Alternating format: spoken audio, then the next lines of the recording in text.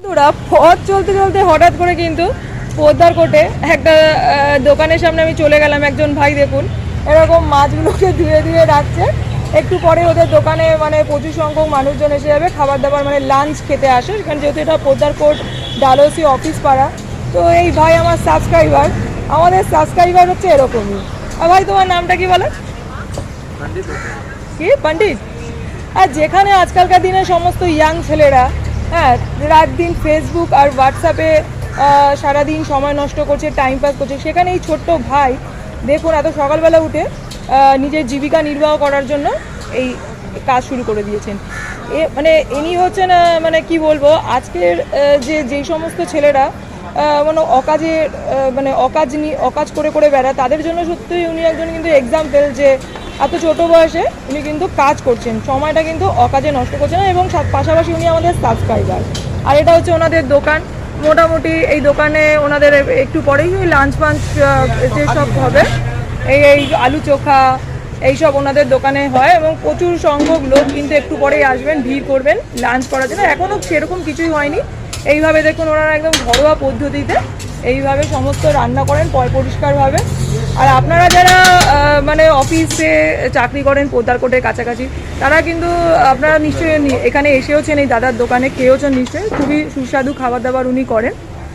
এই দেখুন ডালে এটা হচ্ছে ফোড়ন দেওয়া হচ্ছে, দেখেই মনে হচ্ছে দুর্দান্ত ডাল। আর আপনারা পোদ্দার কোটের দিকে যদি ঘুরতে ঘুরতে আসেন তাহলে কিন্তু এই দোকানগুলোতে নিশ্চয়ই খেয়েছেন, বা যদি নাও খেয়ে থাকেন তাহলে নিশ্চয়ই আসবেন। আর আমরা অনিষ্কা বাটারফ্লাই সবসময় স্ট্রিট ফুডকে কিন্তু ভীষণভাবে প্রাধান্য দিই, কারণ বড় বড় দি বাপি আর্সেনাল এইসবে তো ফুড ব্লগার্সদের প্রচুর ভিড় থাকে, কিন্তু যারা ফুটপাতের ধারে যে সমস্ত দাদারা স্ট্রিট ফুড বিক্রি করছেন তাদের দোকানে কজন আসছে, সেই সমস্ত দোকানগুলোকে কিন্তু আমরা দিই প্রাধান্য। আর সেই জন্যই আজকে আমি এই দাদাকে পেয়ে গেছি।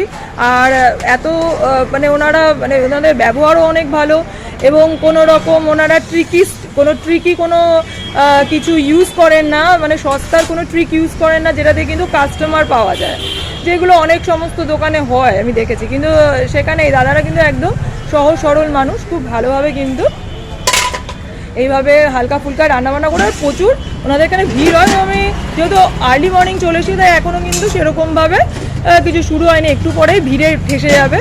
এই দেখুন উনি কিন্তু এখন আপাতত একটা মানে সবজি কুক করছেন, সেই সবজিটা দেখুন। আর দাদা আপনাদের ভেজ থালি মোটামুটি কত করে পড়ে? ভেজ থালি 35 টাকা। এত সস্তা আজকের দিনে কলকাতাতে? ভেজ থালি 35 টাকা। কী কী থাকে ভেজ থালিতে? ডাল, সবজি, চাটনি, চোখা, চাवल। আচ্ছা, আর মাছ থাকে? পাঁপড়ও দেন? আচ্ছা, আর মাছের মানে ফিশের ডিশ হয়? মাছ ভাত 55 টাকা। 55 টাকা। আর মাছ ভাতের সাথে আর কিছু ইনক্লুডিং কিছু? এই সবজি, ডাল সবজি মানে সবজি ভাতে যা থাকবে সেগুলো ইনক্লুডেড, আর ডিম ভাতও করেন, আর চিকেন সব, মানে বুঝতেই পারছেন মানে এন্টায়ার যে লাঞ্চ প্যাক পুরো এখানে হয়। চিকেন ভাত কত করে দাদা? চিকেন ভাত 70 টাকা।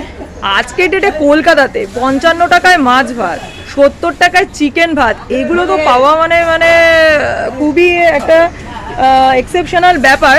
কিন্তু দাদারা কিন্তু খুব সুন্দরভাবে কিন্তু এটা প্রোভাইড করেন, যদিও এখনও সমস্ত কিছু এখনও শুরু হয়নি। আমি মশলাগুলো জাস্ট একটু দেখিয়ে দিচ্ছি, দেখুন কি সুন্দরভাবে মশলাগুলো পেস্ট করে রেখেছেন ওনারা। এই সমস্ত মশলা দিয়ে খুব হালকা পাতলা করে কিন্তু রান্নাবান্না, এই নয় যে খেয়ে কোনো শরীর খারাপ হওয়ার ব্যাপার আছে। ভীষণ ভালো লাগলো এইখানে এসেই এনাদের দোকানে। আর আপনাদেরকে আবেদন করব ফুড ব্লগারদের, আপনারা একটু চেষ্টা করুন স্ট্রিট ফুডকে একটুখানি সাপোর্ট দেওয়া, যাতে ওনারা ওনাদের দোকানকে কিন্তু আর 5টা বড় দোকানের মতো কিন্তু এগিয়ে নিয়ে যেতে পারেন। আজকের ব্লগ আমি এখানেই শেষ করছি। নেক্সট ব্লগে আবার আপনাদের সাথে দেখা হচ্ছে। ততক্ষণ অনিষ্কা বাটারফ্লাইকে আপনারা দেখতে থাকুন।